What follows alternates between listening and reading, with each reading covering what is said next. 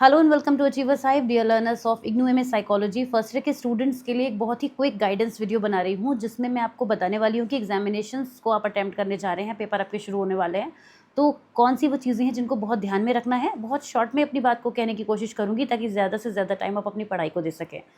सबसे पहली और इम्पॉर्टेंट बात यह है कि आपके जो पेपर हैं वो 3 आवर्स के नहीं हैं। आपके जो एडमिट कार्ड है उसमें 3 आवर्स लिखा हुआ है। उस पर कोई डिस्कशन या कोई ज़्यादा डिटेलिंग नहीं करूँगी, पर इतना ज़रूर बताऊँगी कि फर्स्ट 2 आवर्स में आपको अपना पेपर कंप्लीट करना है। 2 से 4 बजे तक के बीच में, 2 टू 4 पीएम के बीच में आपको अपना एग्ज़ामिनेशन कंप्लीट करना है। पहले पेपर में ये चैलेंजिंग हो सकता है, आप लिखते-लिखते थक सकते हैं, तो आपको अपने टाइम को बहुत अच्छे से मैनेज करना है।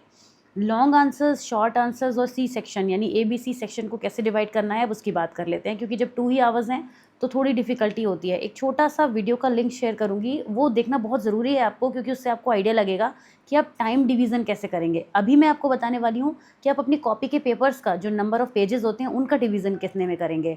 बाकी टाइम डिवीज़न के लिए छोटा-सा वीडियो है, प्लीज़ ज़रूर देखिएगा। बहुत स्ट्रांगली रिकमेंड कर रही हूँ, कई बार शेयर भी कर चुकी हूँ कि आपको ये ज़रूर देखना चाहिए। टाइम मैनेजमेंट बहुत ज़रूरी है। आपको 24 पेजेस के अबाउट कॉपी मिलती है और उसी में आपको पूरा करना है, कोई बी शीट आपको नहीं मिलती है। तो ए शीट यानी उसी पहली कॉपी में ही आपको अपने सारे आंसर्स करने हैं। आपको लगेगा कि ये पेजेस कम हैं, लेकिन बहुत से स्टूडेंट जो है वो लास्ट पेज तक नहीं पहुँच पाते हैं और पूरी कॉपी भर के आना कोई टास्क नहीं मिला है कि उसे करके आना है हमें। लेकिन फिर भी अगर आप इन 24 पेजेस का डिवीज़न करने की कोशिश करें, तो देखिएगा कि जो आपका ए सेक्शन होता है ना, उसको 6 पेजेस से ज़्यादा मत लेकर जाइए, क्योंकि वो 2 क्वेश्चन आपको करने हैं, तो 12 पेजेस आपके कंज़्यूम हो गए। अगर आप 5-5 भी करेंगे तो 10 कंज़्यूम होंगे, बट अगर आप कर पा रहे हैं तो आप 6 और 6 कर सकते हैं, तो 12 पेजेस आपके यहाँ पे कंज़्यूम हो गए। अब बचे आपके पास 12 पेजेस।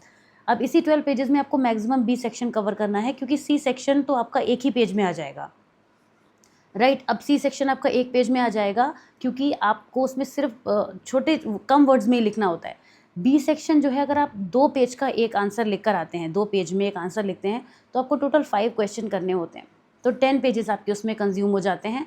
उसके बाद भी आपके पास 2 पेजेस बचते हैं, तो अगर आप आधे से ज़्यादा, किसी किसी की राइटिंग थोड़ी बड़ी होती है, तो अगर आप आधे से ज़्यादा भी लिख रहे हैं तो भी आपका उन 2 पेजेस के अंदर आराम से सी सेक्शन 0.75 के हिसाब से मैं बोलना चाह रही हूँ, कवर करके कंप्लीट हो जाएगा। ठीक है।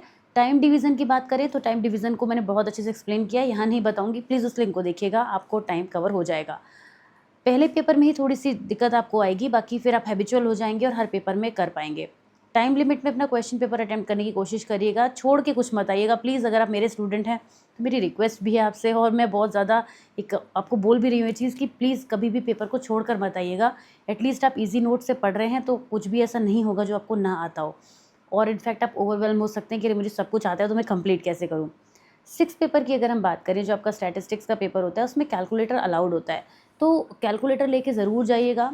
आपके जो न्यूमेरिकल के फॉर्मूलाज़ होते हैं उनको एग्ज़ामिनेशन में पहुँचने से थोड़ा-सा पहले, जब आप एग्ज़ाम सेंटर पे पहुँचते हैं, तो अपने हॉल में थोड़ा टाइम से पहले पहुँच जाइए, मतलब 20 मिनट पहले भी पहुँच सकते हैं। आपको वो 15 मिनट पहले आंसर कॉपी दे देते हैं।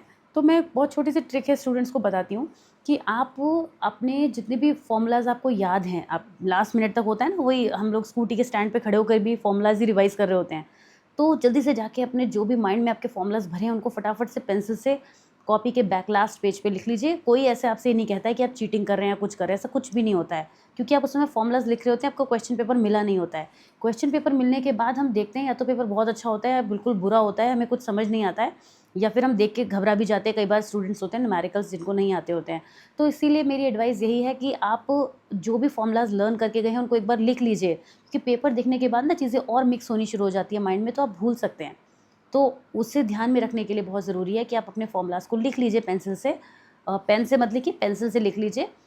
फिर आपको एक प्रेशर खत्म हो जाएगा कि आपको फ़ॉर्मूला को रिकॉल करना है। अगर उन्हीं फ़ॉर्मूलाज़ के क्वेश्चन आ गए आपके एग्ज़ाम में, जैसे कि आते हैं, मैं अनोवा की बात करूँ या कुछ स्पीयरमैन्स रो है, कुछ तो फिक्स ही हैं जो आते ही आते हैं, तो उनका फ़ॉर्मूला लिख लीजिए, आप you are good to go, फिर आपको कोई टेंशन नहीं रह जाएगी। ये एक ट्रिक है, बड़ी सीक्रेट ट्रिक है, इसको सीक्रेट तो नहीं रही, अब इतनी बता दी तो सब वायरल ही हो गई। खैर, इसके अलावा बाकी जितने भी थ्योरी पेपर्स हैं वो आपको इसी टाइम फ्रेम में करने हैं, और ऐसी कोई बहुत बड़ी बात है नहीं। एग्जामिनेशन में क्या लेके जाना है, सिंपल अपना पेन पेपर लेकर जाइए। कुछ स्टूडेंट्स पूछते हैं कि लाइनिंग मार्जिन ड्रॉ करना है, तो मार्जिन आपको बहुत ज़्यादा ड्रॉ करने की ज़रूरत नहीं है, लेकिन एक टिप ज़रूर दूंगी, प्लीज़ फैला फैला के मत लिखिए। कुछ स्टूडेंट सोचते हैं कि कॉपी भरना टास्क है, उन्हें कंटेंट कम आता है, तो वो क्या करते हैं, एक लाइन में 3 वर्ड लिख रहे हैं। ऐसा मत करिए, बहुत बुरी तरीके से मार्क्स कट हो जाते हैं। अगर मैं खुद भी आपकी कॉपी को इवैल्यूएट करती तो मैं भी ऐसे कर देती, आपके मार्क्स कट कर देती, क्योंकि ये चीज़ थोड़ा सा ना साइकोलॉजिकली अच्छी नहीं लगती है। आप ये सोचिए, आप साइकोलॉजी का पेपर देने जा रहे हैं, स्टूडेंट हैं, और आपकी आंसर कॉपी को चेक करने वाले टीचर साइकोलॉजिस्ट ही होते हैं। तो वो किस तरह से परसीव करेंगे कि इसको आता नहीं है तो ये बस कॉपी भरने के लिए ऐसे कर रहा है। तो ज़बरदस्ती ऐसा मत करिए जो अननेसेसरी स्पेसिंग लोग करते हैं, मैंने देखा है एग्ज़ाम में, इसलिए मैं ये बात बोल रही हूँ आपको। तो ये काम बिल्कुल मत करिएगा। इसके अलावा मार्जिन लाइन की अननेसेसरी बहुत ज़रूरत नहीं है। 1 साइड आप करिए, 2 साइड आप कर देंगे तो कॉपी में बीच में जगह नहीं बचेगी, राइट। एक इम्पॉर्टेंट बात, कोशिश कीजिए ज़्यादा से ज़्यादा फ्लो चार्ट में अपने आंसर को लिखने की। सब जगह मत करिए, नहीं तो बहुत एक मैगज़ीन जैसा लगने लगेगा आपका आंसर कॉपी। कम से कम एक लॉन्ग में फ्लो चार्ट ज़रूर बनाइए, और दो आपके जो बी सेक्शन के क्वेश्चन होते हैं उनमें। अब फ्लो चार्ट कैसे बनाएंगे, कोई टाइप डिफ़ाइन करना है तो डिफ़ाइन करने से पहले उसको एक फ्लो चार्ट में पिक्चराइज़ कर दिया, राइट। किसी ना किसी तरीके का फ्लो चार्ट बना के अपने कंटेंट को बताइए। अगर आप किसी चीज़ के जैसे लेट्स से आप की इश्यूज़ बताने वाले हैं, तो उन की इश्यूज़ को पहले लिस्ट कर दीजिए, फिर उनको एक्सप्लेन करिए। इससे ये थोड़ा स्पेस भी कवर करते हैं आपकी कॉपी में, और एक प्रेजेंटेशन अच्छी होती है। प्रेजेंटेशन पे ध्यान ज़रूर दीजिएगा अपने आंसर्स की, क्योंकि प्रेजेंटेशन के मार्क्स होते हैं। प्रेजेंटेशन क्या होती है, आपके एग्जामिनर का जो इवैल्यूएट करते हैं उनका अटेंशन अपनी तरफ खींचती है। जब उन्हें एक समरी में चीज़ें दिखने लगती है ना, तो वो समझते हैं कि अंदर क्या होगा, क्योंकि कोई भी आपकी कॉपी को बहुत बारीकी से नहीं पढ़ता है। फ़ाइन, आई थिंक मैंने काफ़ी सारी चीज़ें बता दी हैं। अगर कुछ भी मुझसे मिस हुआ है तो आप कमेंट्स में ड्रॉप कीजिएगा, मैं आपको वहाँ ज़रूर आंसर करूँगी, क्योंकि वीडियो मैंने बहुत रैंडमली बना दिया। मैं बस जस्ट बैठी थी और मुझे लगा कि मैं अपनी बात को छोटी सी बात में कवर करूँगी। छोटा करते करते भी मैंने लगभग 6 मिनट से ज़्यादा का वीडियो कर दिया है। तो खैर, wishing you all the very best. Exam बहुत अच्छा करके आएगा और आप बहुत अच्छा करके आएंगे, ये मुझे यकीन है, and I will pray for you all. Thank you, take care, all the best, bye bye.